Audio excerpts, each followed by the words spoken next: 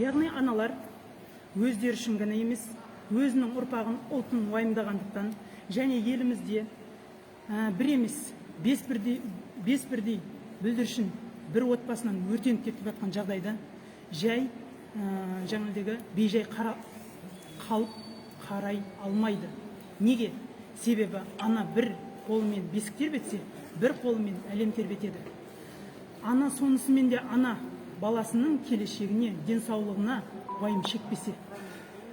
Сол уайымымызды былай жеткізбекшіміз.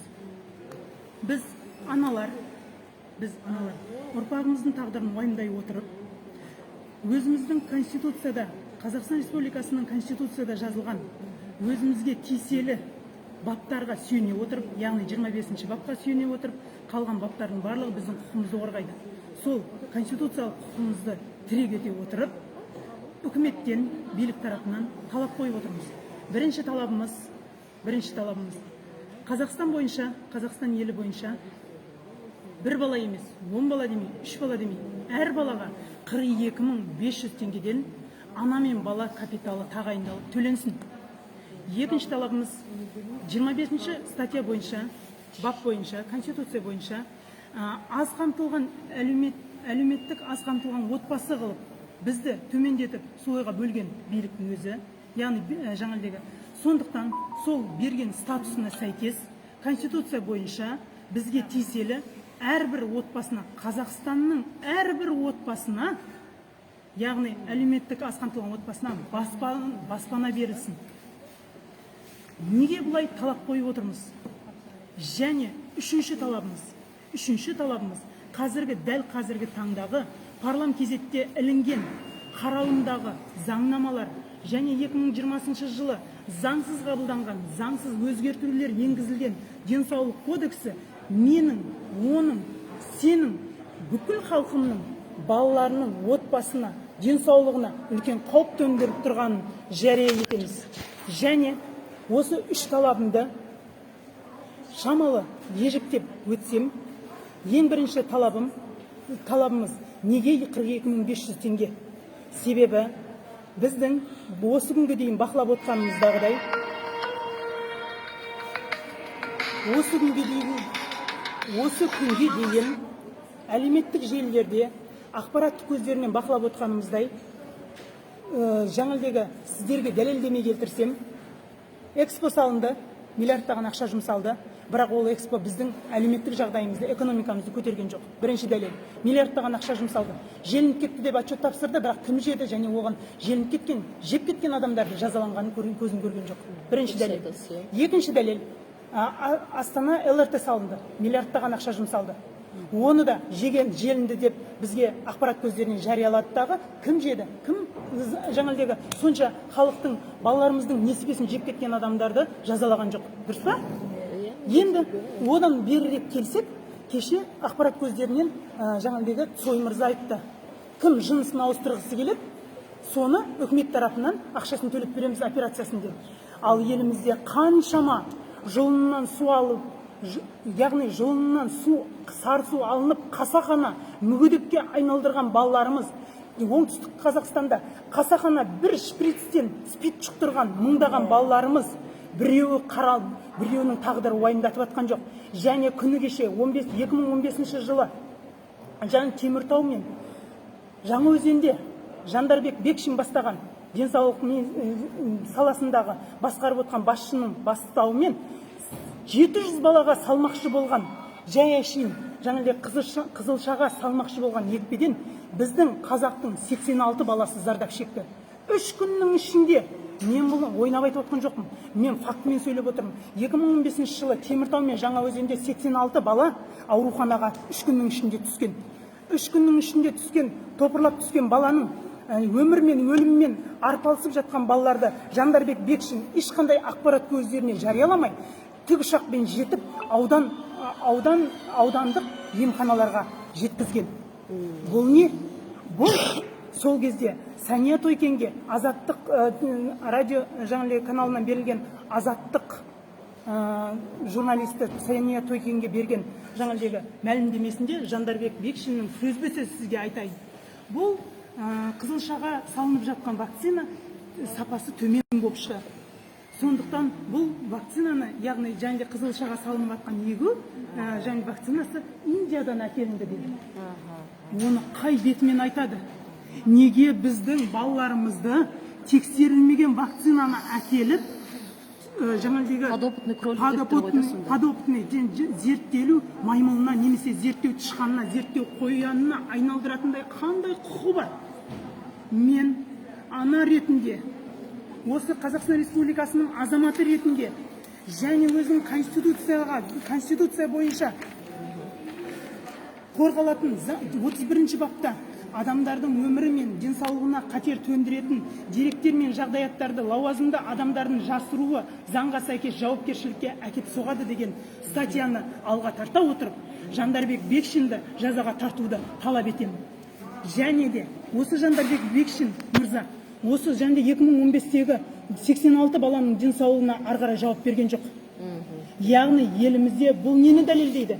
Еліміздегі қазіргі заңнамалардың біздің халықтың денсаулығына емес, балаларымыздың денсаулығына емес, қарсы. Яғни жұмыс жасамайды, біздің заңнамаларымыз. Яғни жемқорлықтың кесірінен лауазымды иеленіп алған жауапсыз адамдар біздің балаларымыздың, отбасымыздың тағдырымен осылай ақшаға саудалап жатқанына мен қарсымын. Біз бәріміз қарсымыз. Біз аналар қарсымыз. Және мына статья бойынша, яғни бап бойынша жауапқа тартылуын талап етемін. Және бұл бірінші жаңалдегі мен сөзімді арғарай жалғап өтейін. Яғни осы жағдаяттарға біздің елімізде жынысын ауыстыруға ақша бар екен. Ал жаңалдегі қолдан мүгедек қылған, тексерілмеген вакцина салынған балаларды емдеуге ақша жоқ екен. Өздеріңіз ойлап қараңыздаршы. 5 бүлдіршін бір отбасында жоқшылықтан зардап шегіп тірідей өртеніп кетеді дағы, олардың алдын алып жағдайын жасауға ақша жоқ дағы, ал енді біздің мектебімізге қайдағы бір ұғымы белгісіз буллингті кіргізуге қаржы бар екен. Оған негізінде қаржы бөлінген, осы енді қараңыздар. Мен қаржының бар екенін тағы бір дәлелдеп өтейін. Біздің мектептерімізге қазір 111 нөмірін енгізу Зағиба Балиева ханымның ашқан 3 адамдық ИП-сының арқасында 111 нөмірі ашылыпты. Яғни оған Аружан Сайын айтты, 156 миллион теңге жұмсалған 3 адамға. Оны ақпарат көздерінен белгілі. Яғни сол ашылғандағы кейін жұмыс істемеді деп жауып қойған. Ал енді мынау айтыңыздаршы, мына заңнамалар көтеріліп жатыр ғой қазір, баланың құқығы, отбасылық зорлық-зомбылыққа қарсы іс-әрекет деген заңнамалар көтерілген кезде автоматты түрде ол 111 нөмірі қайтадан жұмыс істеп кетті. Неге дейсіздер ғой? Себебі сол 111 нөмірі басында осы заңнамаларды жұмыс істеткен кезде ақпарат алу үшін жасалған жаңалдегі ұйымға деп мен күдіктенемін. Сол күдігімді растап беремін. Себебі сол 111 нөмірі арқылы жиналып жатқан мәліметтер, 111 нөмірі біріншіден мемлекеттік емес. Ол жаяшин жекеменшік ұйым ИП ретінде тіркелген. Ал енді айтыңыздаршы, 111 нөміріне түскен ақпараттар, яғни ол 111 нөмірі мемлекеттік болмаса, яғни жекеменшік ұйымдарға кетеді деген сөз. Мен туралы, менің балам туралы, менің мектептегі баламның денсаулығы, жаңылдегі балаларым телефон соққан жағдайда отбасым туралы мәлімет, яғни барлығы заңсыз. Және қазіргі күнде мынау мектеп пен ата-ананың ортасында келісім шарттың ішіне баланың денсаулығына диагностика жасау енгізіліп жатыр баптарға. 5-ші тармаққа психологиялық, диагностикалық, психологиялық денсаулығын ойлау деген жаңағы сөздер арқылы. Енді қараңыздар, ол қайдан пайда болды? Ол кешегі 20-шы жылы 7-ші шілдеде заңсыз тағы бір рет айтам. Неге заңсыз? Өйткені мына конституция бойынша референдум өткізіп халықтың талқысына салыну керек екен. Ал ол карантин уақытысында 2020 жылы карантин уақытысында қандай референдум болды? Барлығымызды үйдеге тығып тастады. Апрель айында карантин уақытысында 14 күн үйден шыққан жоқпыз. Ол уақытта депутаттар да үйінде болды. Кімнің талқысына салынды, айтыңыздаршы.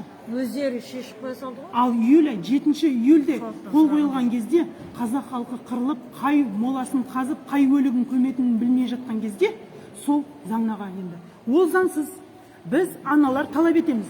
Сол денсаулық кодексін. Қазір бір сөзіңізді бөліп кетейін, мында бір комментарий жазып тұр. Мектептен келіп дейді, есім шығып отыр дейді.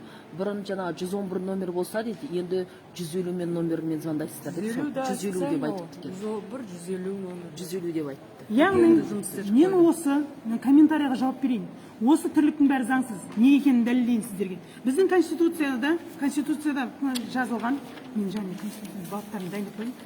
Біздің отбасымыздағы ішкі жаңылдегі мәселеге ешкімнің араласуға құқы жоқ. Бақа қылмыс орын алмағанша. Яғни, бұл не деген сөз? Бұл жиналып атқан қазір мектеп тарапынан, мектеп білім алу ордасы. Ол медициналық орталық емес. Ол жаңылдегі отбасы туралы мәлімет жинайтын орган емес. Ол сайлауда жаңылдегі сайлау өткізетін орын емес. Оның барлығы заңсыз. Яғни біз аналар осы конституциядан берілген құқығымызды пайдалана отыра, қазіргі бізде елімізде болып жатқан жағдаяттың барлығы заңсыз екенін айта отырып, президент Тоқаевтың атына, жаңылдегі МВД-нің бастығы Тұрғынбаевтың атына, премьер-министр Нығматуллиннің атына, Маминнің атына арыз жазып жатырмыз. Себебі тікелей біздің аналардың, балаларымыздың, отбасымыздың, жалпы Қазақстан Республикасының азаматы ретінде жеке құқықтарымыз тапталып жатыр. Осы құқығымызды қорғайтын бірінші конституцияда жазылған, осы конституцияның гаранты болып есептелетін президентіміз Тоқаев және парламент. Парламент ол конституцияның орындаудың гаранты деп аталған. Яғни егер осы біздің конституция бойынша жазылған құқығымызды қорғай алмаса, онда бүкіл билік кетуін талап етеміз. Себебі тікелей біздің және отбасымыздың, балаларымыздың өміріне қауіп төніп жатқанын біз көріп отырмыз, сезіп отырмыз, оқып отырмыз, және оларды жоққа санап отыр. Оны мен дәлелдеп өтейін. Біз аналар кешегі осы күнде қаралымдағы заңнамада біздің балалар Зағипа Балиеваның ұсынысымен мектеп, колледж 18 жасқа дейінгі жасөспірімдердің арасына буллинг ұғымын енгізіп жатыр. Біз оған қарсымыз. Неге? Себебі осы буллинг ұғымын талқылау кезінде қазақстандық заңгерлердің тікелей сұрағына Зағипа Балиева, жаңылдегі Динара Закиева, Снежана Имашева нақты жауап бере алған жоқ. Бұл нені дәлелдейді? Бұл олардың лоббистердің, яғни басқа шет елден келіп жатқан ұғымдарды өзінің жекеменшік пайдасына асырғалы отырған адамдардың сөзін сөйлеп отырған депутаттар деп есептейміз. Және оларды заңды жазаға тартуын талап етеміз. Себебі буллинг біздің сол жаңылдегі заңгерлердің эксперт ретінде жаңа тағайындалған Бейбіт Омаров дәлелдеп берді. Буллинг ол сөзбе-сөз аударғанда ағылшын тілінен бұқалану деген мағына береді екен. Яғни бұқа, буллинг, бұқалану. Бұл жаргон деді эксперт. Ол Динарада, Снежанада депутаттарымыз ол эксперттің сөзін місе тұтқан жоқ. Яғни менің күдігімше бұл халықты тыныштандыру үшін, халықтың сана сезімін жаңылдегі басу үшін, ашуын басу үшін, ол эксперт ретінде жаңылдегі біздің халықтың сөзін сөйлейтін, жыртсын жыртатын заңгерлерді жұмыс тобына кіргізді дағы, жайшын кіргізіп деді, бірақ олардың айтқан доводтарын, жаңылдегі заңнамалар мен айтып атқан жаңылдегі сөздерін місе тұтып атқан жоқ. Зағипа Балиева, мен өз көзіммен көрдім талқылауды. Зағипа Балиева кірді да былай деді. Буллингті біз кіргізуіміз керек. Кім жаңылдегі Анатолий Ким Игнатьевнан сұрақ қой. Неге деп еді? Қараңыздар деді. Мектепте шашын тартады деді қыздың. Қызын шашын тартады. Ана қызға айтады, аяғын қисық деп айтады. Сөйтіп заңгерлер айтты, Анатолий айтты. Бұл шындық қой деді. оның аяғының қисық болғаны, шашын тартқаны ол жаңағыдегі баланың балалық тірлігі ғой. Және ол ешқандай қылмыстық жаза емес. Иә деді, қылмыстық жаза емес. Бірақ бұл баланы кемсіту деді. Сонда біздің 5 нәрестеміз тірідей өртеніп жатыр. 5 нәрестеміз өртеніп жатыр. Баланы қорғап жатқан жоқ. Ал енді жай әшейін баланың қызының шашын тартқанға, аяғы қисық дегенге заңнамаға қабылданбақшы. Яғни менің күдігімше, ана ретінде, азамат ретінде, ата-ана ретінде менің күдігімше буллингті ұғымын кіргізу арқылы біздің балаларымызды жазалама ойы бар.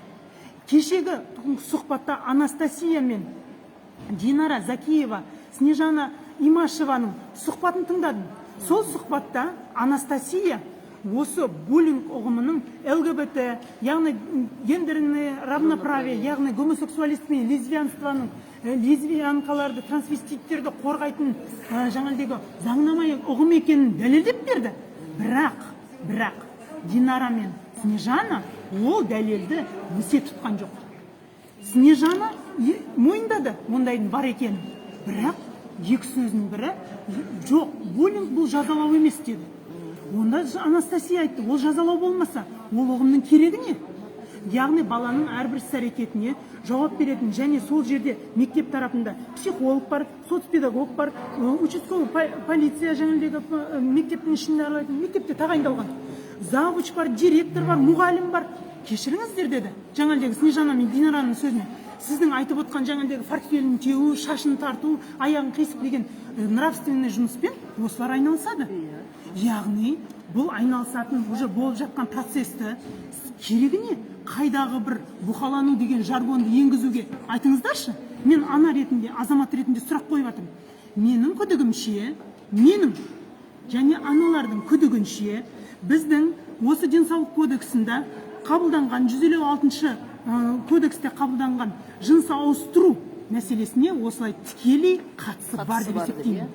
Және осы күнде осы әлеуметтік желілерде қазір байқап отқанымша трансвеститтер, яғни ЛГБТ-ні қолдайтын жаңағыдегі феминистер, жаңағыдегі лесбиянкалар, яғни әйел мен әйелдің бір-бірі қосылуы, солар әлеумет желісін басып алды. Олар тікелей эфирді өздерін пропаганда жасап, оларға жаза қолданып жатқан жоқ. Мені қудалайды, менің отбасымды, балаларымды қорғамақшы болғаным үшін қудалайды. Ал жаңағыдегі біздің балаларымыздың сана сезімін бүлдіріп жатқан, біздің балаларымыз ұлттық менталитетімізді жойып жатқан, біздің салт дәстүрімізді жоққа шығарып отқан феминистер, трансвеститтер тікелей эфирде мен президентке жазам, мені ұрсаңдар, соқсаңдар, президенттен қорғауындамын айтып жатыр. Биіктегілер мені қорғайды дейді. Сонда биіктегілер менің балаларымды қорғамайды екен, ал трансвеститтерді, ЛГБТ-ларды қорғайды екен. Кешіріп қойыңыздар.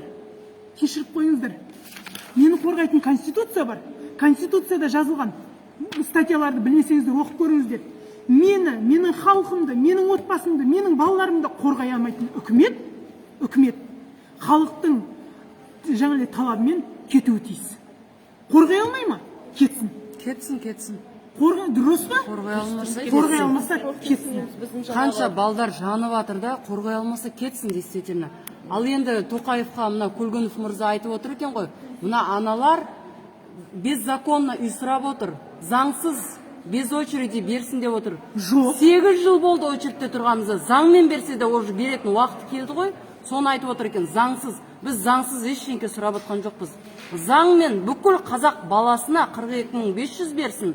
Жаңа үйдің де без очереди, ол конституцияда да бар ғой, 25-ші бапта. Жаңағы өздері кедей деді, бірақ кедейлерге конституциялық заңды орындағысы келмейді. 5%-пен беріп жатыр. А конституция бойынша тиімді бағамен өзі айтып тұр, социально уязвимый слой населения деп. Өзінің шамасы жеткеннен өз шамасы. А біздің шамамыз жетпей жатыр ипотекалыққа. Сондықтан өртеніп жатыр балалар. Сондықтан ешқандай бізге тиімді программалар жоқ оның ішінде. Арендовыйды 5 жылға береді, ол болмайды. Соны бәрін қамтамасыз етсін. Көлгінов мырза мында шығып президентке нақты жаңағы біздің айтып отқан талабымызды қоятын болса, президент басқаша қабылдауы мүмкін. А бұлар өтірік алдап осындай информация береді. Болмайды біздің сыртымыздан осылай информация беруге. Енді қараңыздар, мен анам, мен ешқандай ұйымға тіркелмегенмін. Сәрсенбаева мөлдір деп аты жөнімді айтып отырмын. Иә, сіздерге міне көріп отырсыздар, иә мені. Ал мен туралы менің жаңағыдегі немсіз, менің ырқымсыз, ырқымнан тыс мәлімет жиналып жатыр екен. Оны менің бұрынғы тұрып кеткен жаңағыдегі пәтерлерім бар ғой, Времянкада тұрдым, пәтерлерде тұрдым, сол көршілерім хабарласып айтып жатыр. Менің конституциялық құқым тағы да бұзылып жатыр.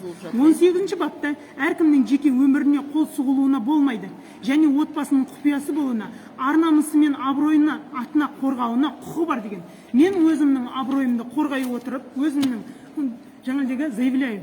Осы заявляю деген қазақшасы не? Арызданам. Шағымданам. Мен туралы мәліметті менің ырқымсыз жаңағыдегі іздеген адамның нөмірі бар, атын білмеймін, аты жөнін білмеймін, және менің көршілерім сұраған кімсіз деп. Аты жөнін толық айтпаған. Бұл заңды ма? Міндетті түрде заңсыз, бұл яғни конституциямызда жазылған. Менің құқымды қорғайтын менің парламентім мен президентім қайда? Қайда? Мен сонда менің кім жазықты? Жаңағыдегі ЛГБТ-ні менің балаларымның санасын бұзып жатыр, оларды ешкім жаңағыдегі тойтара алмайды, ешкім оларға қарсы келе алмайды. Ал өзім балаларымды қорғаған үшін мен сонда менің артымнан адам қойып жатыр ма? Бұл не заңсыздық? Мен сонда балаларымды қорғай алмаймын ба? Сонда қараңыз, бұл деген енді қудалау болып саналады ғой, Әрине. Сол себепті біз тағы да міне бір айта кетеміз, жаңағы біз аналарға, енді біз жаңағы осы бір сөйлеп айтқанымыз үшін көбінесе бізге осындай бір артымыздан адам салып деген сияқты бір қудалау жасап, бір қысым жасайды ғой бұл кісілер, көбінесе. Оны біз 2 жылдан бері біліп беретінбіз. Сол себепті біз сіздерге тағы да заявлять етеміз. Біз Европарламентқа біздің азаматтық, тағы да жазамыз, азаматтық құқығымызды жаңағы неткен үшін, таптаған үшін біз заявленияны тоқтатпай жаза береміз. Яғни бірін айтып біріне кеттім. Мен жаңағы буллинг ұғымын кіргізіп жатқан жаңағыдегі ұсынып отқан Зағипа Балиева. Ұсынып отқан адам юристтердің сұрағына нақты жауап берген жоқ. Жаңағы шашын тартады, аяғын кесіктейді. Ол яғни не? Ол жауап айтыңыздаршы. Жауап емес, мүлдем. Оған мен ойламаймын, буллинг деген сөзді қабылдау керек деп. Оған өзіміздің тәрбие сабақтары бар. Сол жерде ақ мұғалімдер түсіндіреді. Енді сол жерде Анастасия дәлелдеп берді. Буллинг ұғымы тікелей ЛГБТ гендерін равноправияны қолданған феминистер, біржыныстыларды қорғайтын ұғым деді. Бірақ Динара мен Снежана жоқ дейді. Бірақ бір жоқ дейді дағы обоснование келтіре алмайды. Астына негіздеме келтіре алмайды. Яғни біздің және балаларымыздың өміріне тікелей қауіп төндіре отырып, осылар жаңағыдегі халыққа қарсы жұмыс істеп жатыр. Біз аналар осы депутаттардың мандатын алып, тікелей жазаға тартуын талап етеміз. Біздің жаңа халықпен санаспай, біздің немізге заң шығаруды буллинг ұғымын талқылап жатқан кезде, жаңағыдегі эксперт ретінде, жаңағыдегі не ретінде заңгерлер қатысып отырды. Ол заңгерлердің атын ұмытып жаңа айтып еді, заңгерлер, 2 заңгер болды. Өте танымды, танымал Қазақстан бойынша. Ол кісілер айтты, былай деді. Динара мен жаңағыдегі Снежана емес, жалпы кімдерге айтты? Осы буллинг ұғымына ұсынып отқан адамдарға айтты. Яғни бұл ұғымды кіргізгеннен кейін, ол біраз уақыттан кейін жауапкершілік талап етеді. Жауапкершілік талап етілгеннен кейін, ол қылмыс, яғни жаза пайда болады. Жоқ дейді. Бекболат Тілеухан айтты. Бұл ұғым кіргеннен кейін астында жауапкершілік пайда болады. Сіз өзіңіз жауапкершілік деп отырсыз. Жауапкершіліктің артынан жаңағыдегі жазаға тартылады. Сіз жаңа айттыңыз ғой, бұл жаза емес деп айттыңыз. Ал енді жаңағыдегі жауапкершілік деп отырсыз. Сіз определитесь деді жаңағыдегі ұғымды ұсынып отқан адамға. Бұл жазалау ма, жазалау емес пе? Яғни бұл ұғымды заңға наглым образом тығып, біздің балаларымызды жазаламақшы. Неге? Себебі біздің балаларымыз ертең сол жаңағыдегі қоғамға жаңағыдегі кіріп отқан бір жыныстыларды мазақтамау үшін, бір жыныстыларды ұрып кетпеу үшін, бір жыныстыларды жаңағыдегі қорғап қою ғой олар. Яғни жай бірақат жүру ғой осы елде. Яғни менің күдігім расталып отыр. қоғамға сондай жаңағыдегі мен жаңағыдегі психикалық ауытқуы бар адамдар деп есептеймін оларды. Себебі дені дұрыс адам өзінің отбасын, өзінің жынысын қорғап қана қоймай, өзінің салт дәстүрін сақтайды деген ұғымдамын. Біздің қазақ ретінде дүниетанымымыз, салт дәстүріміз, діни көзқарасымыз мүлдем қарама-қайшы. Гендерное равноправие деген ұғымды біздің үкіметтегілер кері қарай түсіндіріп жатыр. Әйел мен еркектің жаңағыдегі теңдістігі өтірік. Бұған да мен аналар біз әлі арызданамыз. Мөлдір, жазалайды дегеніңе тағы бір тоқталып кетейін. Мынау 2009-да ювенальный юстицияны ашты ғой бізге. Сол кезде бізде 18 жастан бастап баланы жазалау керек, оған дейін әке-шешесі административный штрафтары болатын шығар. Ал ювенальный юстицияда оқысаң, ювенальный соты бар. Ол кімді, ол кәмелетке толмаған балдардың жазалау орталығы, былай айтқанда. Соны отдельно ашып қойды да, сол 10 жастан бастап балаларды жазалауға имеет право. Ювенальный юстиция соты бар, ол жерде баланы соттайды. Яғни енді сәйкес кеп тұрған жоқ па? 2009-да ювенальный юстицияны отдельно қылып жасөспірімдерді соттайтын қылып қойды. Ал енді бұлар айтқан сөзі жоқ, жазаламайды дейді. Онда не үшін бұның бәрі?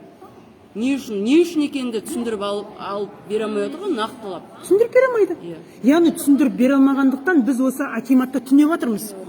Осы сұрақтарымызға жауап ала алмағандықтан, аналар өзінің және ұрпағының келешегін уайымдағандықтан, осы акиматта біздің үйіміз бар, бала-шағамыз бар, солардың өмірін, тағдырын уайымдағандықтан осы акиматта ерігіп түнеп отқан жоқ біз. Кеше комментариядан оқып жатырмын. Осы ерігіп жүрген ба деп, ерігіп жүрген жоқпыз.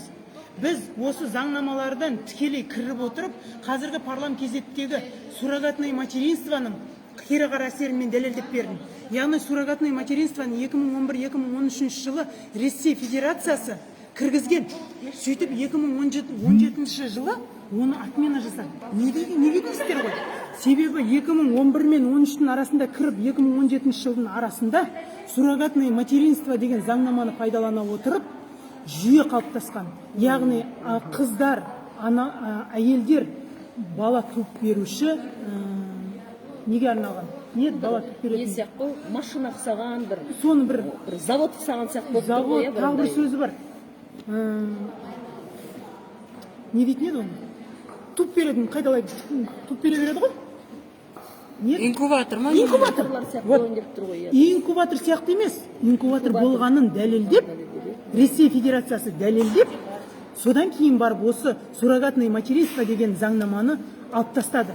Енді менің билікке айтарым, біздің аналар ретінде айтарым, неге өзге елдің практикасынан қарап зерттемейді? Ол суррогатное материнствоны заңнамаларға талқылап жатқан кезде, сол тиіп тұрған шекаралас мемлекетіміздегі болып жатқан жағдайды неге місе тұтпайды? Неге соны зерттеп қарап, пайдасын, зиянын өлшеп, содан кейін барып неге қаралымға қоймайды? Яғни ол тікелей менің балаларымның, қайталап айтамын, отбасымның, ұлтымның өміріне, тікелей тағдырына әсер ететін болғаннан кейін осы тақырыпты қозғап отырмын. Яғни менің осы қазіргі парламент кезеттегі қаралымдағы заңнамалардың барлығы дерлік. Шет елден келіп жатқан лоббистердің ақша біздің елімізге салған инвестиция